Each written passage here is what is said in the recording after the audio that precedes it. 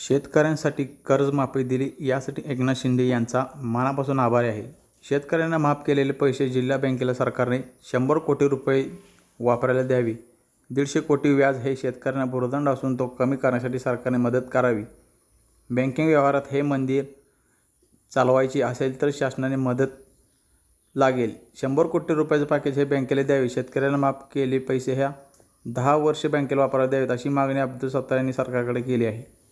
अजित पवार यांनी कालच सांगितले की वीज मोफत मिळेल.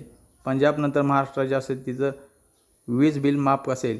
शेतकऱ्यांना 7.5च्या मोटारीला वीज बिल भरावे लागणार नाही असे अब्दुल सत्तार म्हणाले. अल्पसंख्याक समाजाला देश स्वतंत्र झाल्यापासून आत्तापर्यंत जेवढा निधी मिळाला नव्हता तेवढा निधी हा एकनाथ शिंदे सरकारच्या काळात मिळाला. अल्पसंख्याक समाजाला आत्तापर्यंत जो निधी मिळाला नाही तो निधी आता मिळणार आहे असंही अब्दुल सत्तार म्हणाले. मला मुख्यमंत्री मिळाले तर पालकमंत्री होईल. हे आमचे मालक आहेत. मालकाचा कोणी मालक असतो का असं अब्दुल सत्तार यांनी विचारलं. काँग्रेस पक्षानंतर ते म्हणाले की जोपर्यंत माझ्यावर एकनाथ शिंदे यांचा विश्वास आहे तोपर्यंत माझं चिन्ह हे धनुष्यबाण असेल. जेवढा विश्वास उडेल तेवढा एकनाथ शिंदे यांनी सांगावी.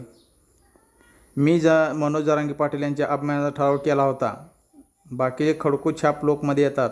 मनोज जरांगे यांनी मागणी केली त्यांचा मी सन्मान करतो. बाकी मला जे काही बोलत आहेत ते खडकू छाप बडबड करतात असं लक्ष्मण हाकेंना उद्देशून म्हणाले. मनोज जरांगे पाटील यांच्याबाबत सरकार गांभीर्याने विचार करत आहे. 10 दिवसात मुख्यमंत्री उपमुख्यमंत्री ब्रेकिंग न्यूज देणार असे अब्दुल सत्तार यांनी मोठं वक्तव्य केले आहे.